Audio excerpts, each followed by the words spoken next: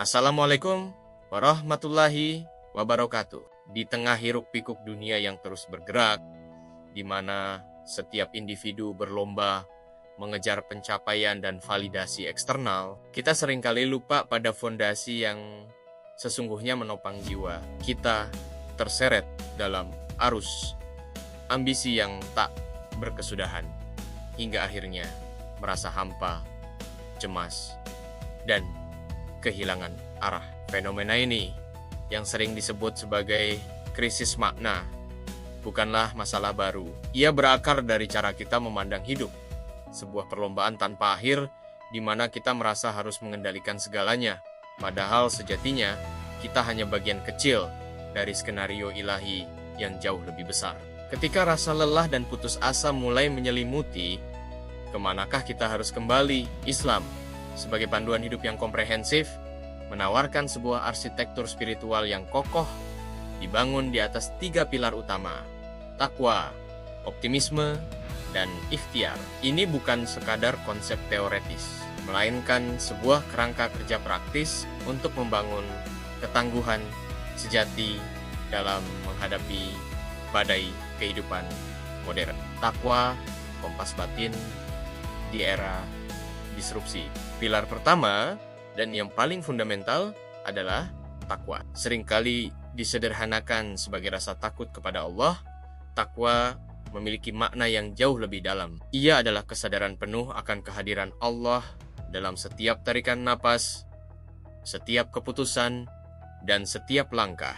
Takwa adalah kompas internal yang menjaga kita tetap berada di jalur yang benar, bahkan ketika dunia di sekitar kita penuh dengan disrupsi dan ketidakpastian. Dalam konteks psikologis, takwa berfungsi sebagai self-regulation mechanism yang adiluhung, membentengi diri dari godaan, keputusasaan, dan kecemasan berlebihan. Sebagaimana firman Allah dalam surah At-Talaq ayat 2-3. Barang siapa bertakwa kepada Allah, niscaya Dia akan mengadakan baginya jalan keluar dan memberinya rezeki dari arah yang tiada disangko-sangkannya.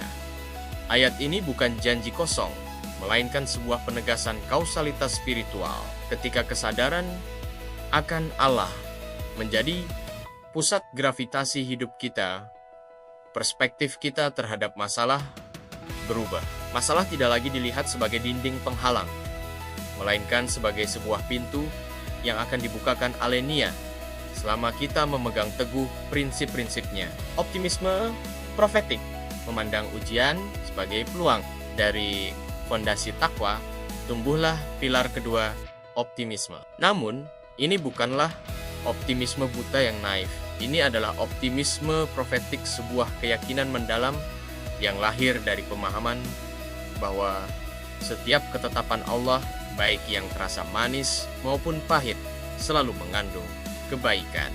Rasulullah Shallallahu Alaihi Wasallam bersabda, "Sungguh menakjubkan urusan seorang mukmin. Semua urusannya adalah baik. Jika ia mendapatkan kenikmatan, ia bersyukur, dan itu baik baginya. Jika ia ditimpa musibah, ia bersabar, dan itu baik baginya."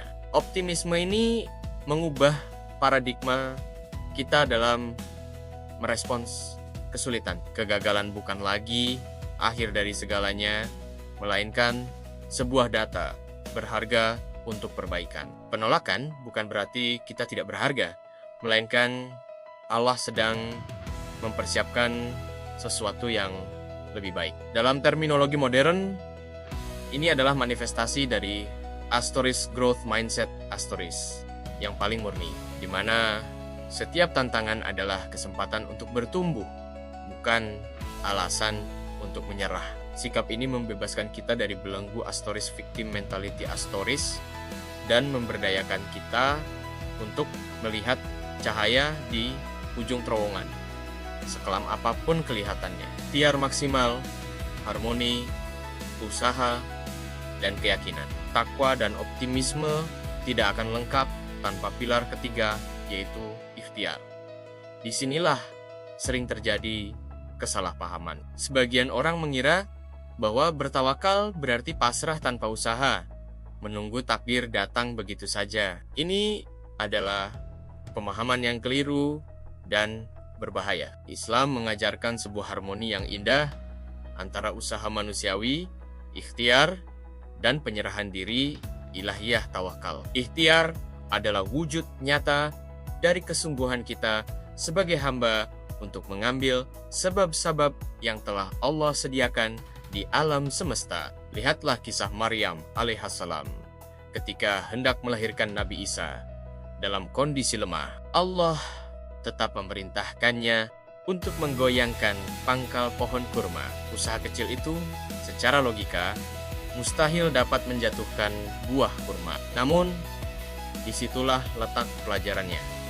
Tugas kita adalah berikhtiar semaksimal mungkin sesuai kapasitas kita, sekecil apapun kelihatannya. Hasil akhir adalah mutlak ranah kekuasaan Allah. Ikhtiar adalah adab kita kepada Sang Pencipta, menunjukkan bahwa kita menghargai potensi dan sarana yang telah dianugerahkan kepada kita. Meninggalkan ikhtiar dengan dalih tawakal, seperti kata para ulama, adalah bentuk kesombongan terselubung.